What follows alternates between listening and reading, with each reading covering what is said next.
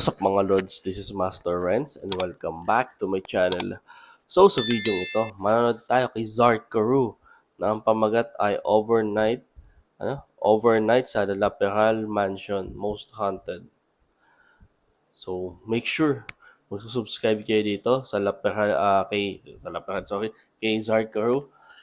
And yun, ang alam ko ditong restaurant na tong La Peral White House eh. Pero nung time na to, haunted to. Isa din to sa kinatatakutan sa Baguio. So without further ado, let's go sa go. Today I will spend an overnight sa pinaka-haunted na bahay sa buong Pilipinas, ang La Peral White House.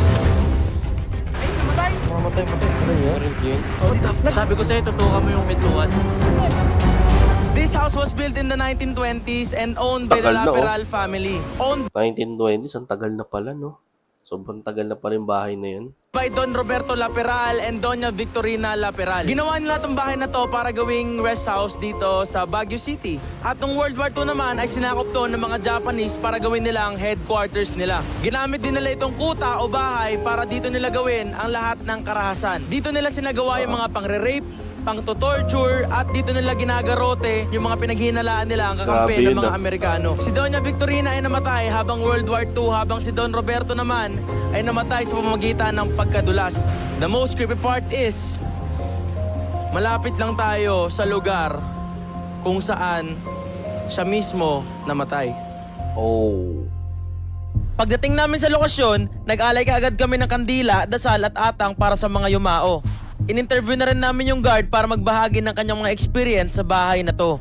Gaano na po kayo katagal dito, kuya? 5 taon na.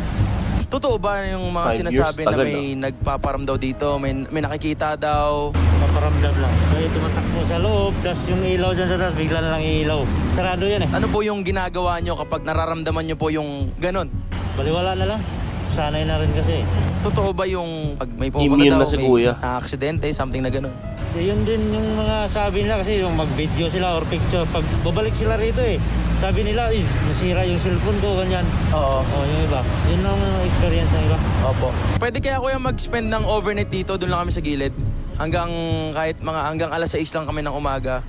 Ganun. Hindi pa pwedeng pumasok sa loob, kaya naman naglatag na lang kami ng tent sa labas para makita kaagad namin kung may mangyayari ba ang kababalaghan. Okay, exactly 5:14 ng hapon and nandito tayo sa La Peral House. Since hindi tayo pinapasok, dito lang tayo sa labas. Overnight challenge starts now. Grabe ah. Alas 5 pa pala, 5:22 grabe ah, 5 pa lang nandiyan na sila sa La Peral White House. p.m. Nakalatag lang namin ng tent and sobrang daming tao. May mga supporter na dumalaw para magpa-picture. Pero habang nag-picture kami, something happened.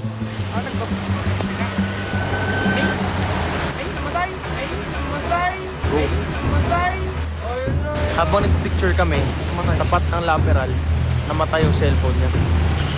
Bumalik na muna ako sa tent dahil medyo lumalakas na yung ambon. Maya-maya lang, mas lumakas pa yung ulan kaya wala akong choice kundi magstay sa loob. Guys, madilim na, pero ang problema ito. Tutulog ka dyan? Yung tent pinapasukan ng tubig. Grabe ah. man. Basang-basa na yung pet ko dito. Oh, pinapasok sila ng tubig. Basang-basa na dito sa loob. Basang-basa rin puwet ko eh. Asim na. Pinilit namin tiisin kahit lumalakas na yung tulo ng ulan. So ayun guys no, ginagawa namin ng paraan. Mga tumutulo ko dyan. Ano, lakas ng tulo, wave na to. You know? Grabe ah. Pwede ka maghugas ang paa. Pero nung dumating na sa point na nababasa na yung camera at equipments ko, naisipan ko na sa kotse na muna kami magpatila ng ulan. Ilagay muna natin sa kotse yung ano. Hindi, mamaya ilagay muna natin sa kotse yung mga gamit kasi mahalaga yung mga lente. Kung ngayon, ito yung tent. We decided na Alas ilagay 8 muna sa kotse yung mga gamit and bumalik na lang kami dyan sa tent kapag tumila na yung ulan kasi para bang merong someone na ayaw tayong nandyan sa tapat. Grabe, mahirap doon boy. Mahirap doon kasi parang naglatag kami doon medyo ambon-ambon pa lang. Pero habang tumatagal, sobrang lumalakas. Tapos sobrang daming tulong ng tent. Meron sa taas, meron sa gilid. Ibig sabihin yan, parang ayaw niya na may tao talaga dyan sa bahay na yan nag-i-stay. Basang-basa to Pwede pre. din. Kaya to guys, may plastic to. Pwede mo mapiga eh. Kasi naglalawa na talaga dun, di ba pre? Okay guys, time check. It's 9:51. So katatapos lang ng ulan dito sa Baguio. Kung makikita nyo yung daan, basang-basa pa. Oh. Hindi namin alam kung anong mangyayari ngayon, pero titignan namin yung tent kasi ang lakas talaga ng ulang kanina. Katitila-tila lang, parang simula yata 5 nung dumating tayo, nag-set up tayo, umaambon na hanggang 8, 9, ganun. Kinikilabutan ako, men. Ano? Kinikilabutan ako, pre. Parang may May something lang. may something Hindi mo lang. alam kung ano Hindi mo yun. nakikita, pero may something. May Habang nahamdaman. pupunta kami dito, isang hindi mapaliwanag na pakiramdam yung naramdaman ko. Para mabigat na ewan, tapos biglang may nangyari sa flashlight ko. Oh, mamamatay. Nangyari. Nakaramdam na ako. Nagloko Agad pa yung kami nagligpit flashlight, ng ah. tent dahil baka pahiwatig na to na hindi kami welcome at ayaw niya kami sa bakuran niya. Sabi ko sa'yo, tutukan mo yung pintuan. Pero meron talaga. Kasi iba talaga, pre. Tingnan mo. Oh, I'm not joking, man. Hindi ko alam kung ako lang, pre. Yung energy. Grabe to. Parang tinatry niya na warningan. Kasi feeling ko nadidisrespect siya eh. Kaya kanina pag-apak ko dyan, kinikilabutan ako, pre. Hanggang ngayon, di nga mawala yung kilabot Sa ko. akin, parang kaba eh. Parang kaba. Sa akin, yun yung nararamdaman ko. Hindi naman, kasi totally hindi man ako nararamdaman yun. Pero, kinakabahan lang ako. Lahat kami naramdaman yung bigat at takot sa mga pwedeng mangyari. At ang tanging magagawa lang namin ay magdasal. Kaya naman bumalik Tama. kami uli sa gitna para magdasal at humingi ng tawad kung may nabulabog man kaming mga espiritu. And alam ko naman, syempre, may faith tayo kay Lord. Hindi tayo pababayaan ni Lord. Ang sabi ni TUB kanina, parang may nakita siya sa taas. Anong nakita mo sa taas? Liwanag, pre. Biglang lumiwanag yung bintana. Siguro mapapansin nyo, kanina pa ako nakatingin. Pagbaba ko pa lang, pre, tinitingnan ko kaagad yung taas. Ewan ko kung bakit doon ako nakatingin, pero siguro something na merong doon na gusto niya ipakita. Basta doon lang ako nakatingin simula kanina. Tapos nung huling sulyap ko, di ba, kumukuha pa nga kayo, sabi ko meron akong nakita doon sa taas, ayoko na. At bigla ko naalala habang nagkukwento siya yung sinabi ng guard. Ay, tumatak mo sa loob, tapos yung ilaw dyan sa taas, bigla na lang iilaw. Bigla na lang iilaw. Oh. This is the history. Okay, I will tell you this. Dati, may katulong dyan na nagpakamatay. I'm not joking, Ay. guys, no? Kahit i-search nyo sa YouTube, yung history niyan, meron dyang kasambahay nila na nagpakamatay. Hindi ko alam kung about sa pag-ibig or sa kung saan. Pero alam ko may nagpakamatay dyan. Yun yung Katakot yung kwento ng Lapihal White House, ah. Gabi. Although ngayon nga, restaurant na siya. Pero syempre, nandun pa rin yung creepy part ng kwento about dun sa Lapihal White House.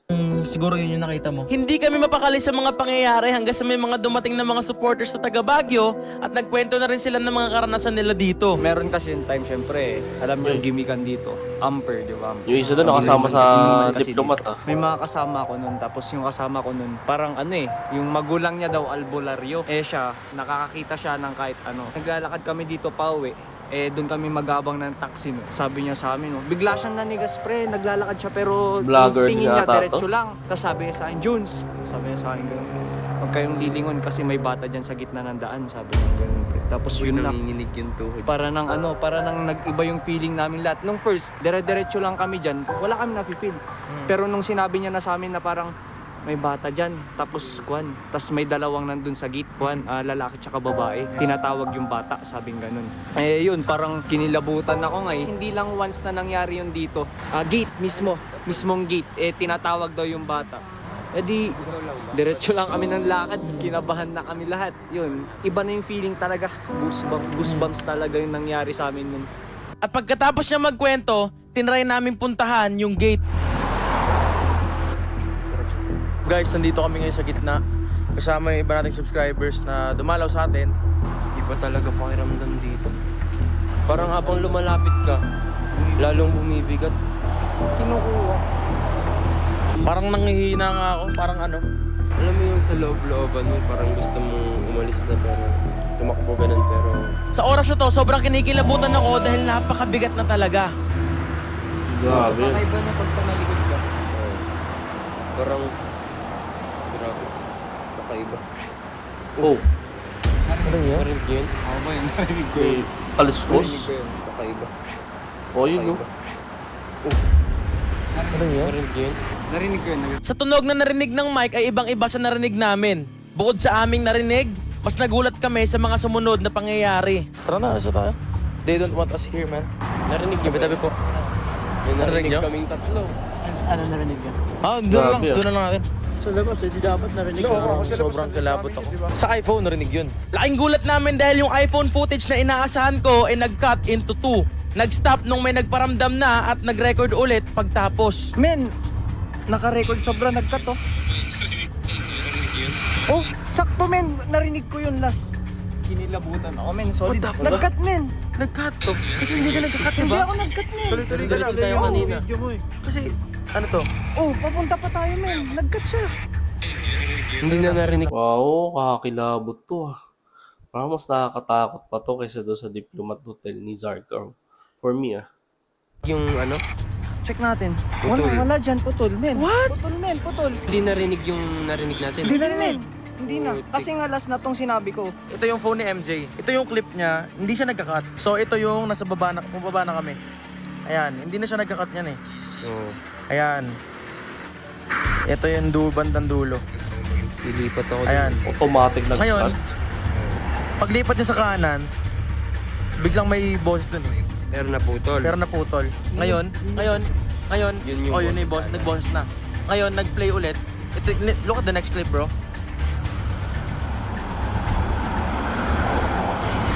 Na mag-play. Ayan o. Ay, tatanong na kami kung narinig niyo yun. Hindi nakunan yung... Naiwasan lang yung narinig boses. namin. Naiwasan lang yung boses.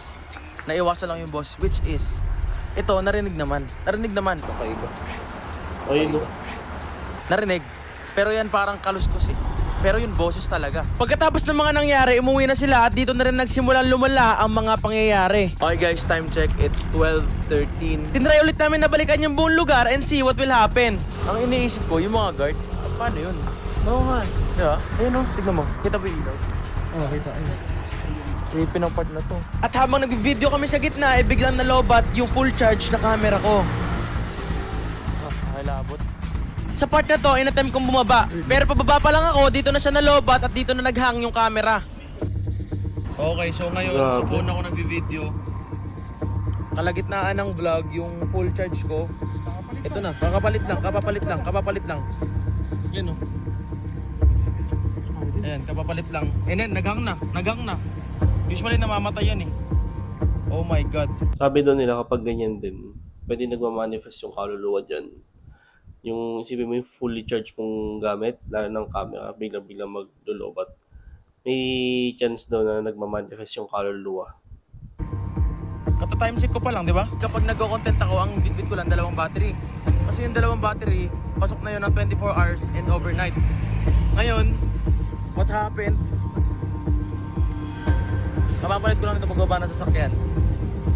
And ito na yung nangyari. Oh, shit, man. Oh, 3 AM na. Parang tao. 3 AM na. Kanina, marami pa mga dumadaan ng mga galing party. And ngayon, sobrang onti na lang yung dumadaan. Tingnan nyo naman yung kalsada. Sila 3 ng AM tao. at niyakap na namin yung tapang at nilibot yung buong lugar. Grabe. Basa pa yung jacket ko, sinuot ko na kasi ang lamig talaga. Ewan ko kita to ah. Kitang-kita. Boom. Kitang-kita. Sobrang ano.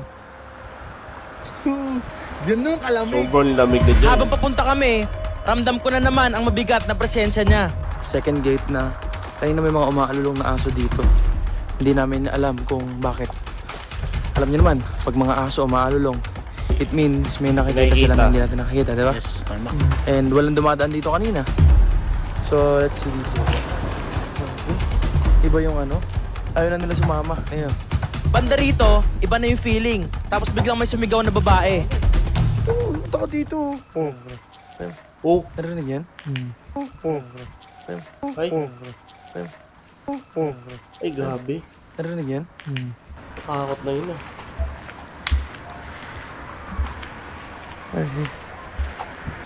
Teka, ayaw na mag-focus. At sa oras na to ay nahihirapan na mag-focus yung camera ko. Pag ayaw mag-focus, either may naagip siyang something. Lastly, gitna. So dito tayo naka-attend kanina. Pumunta ako sa gitna pero nung nakita ko yung liwanag sa pinto, umalis na rin ako. Sobrang kinikilabutan ako. Hindi ko lang pinapakita sa inyo. Ayoko kayong matakot, kaya hindi ako nagpapakita ng takot. Pero Sa totoo lang guys, sobrang nakakatakot dito.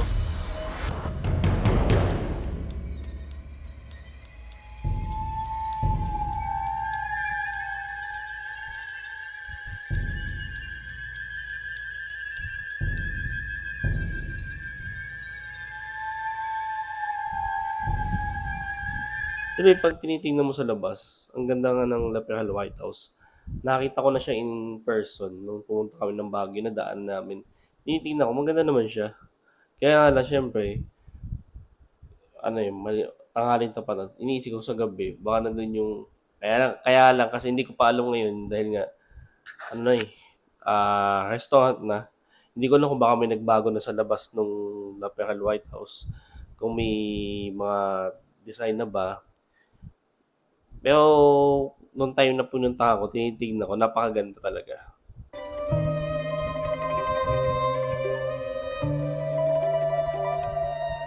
Ano man ang misteryong nababalot sa lugar na to, paniguradong dahil ito sa mga nangyari noong unang panahon. Mga taong hindi nabigyan ng ustisya, mga taong karumaldumal at walang habas na pinatay. Naway sa mga darating na taon ay matahimik na ang kanilang kaluluwa at maging payapa rin ang lugar na to.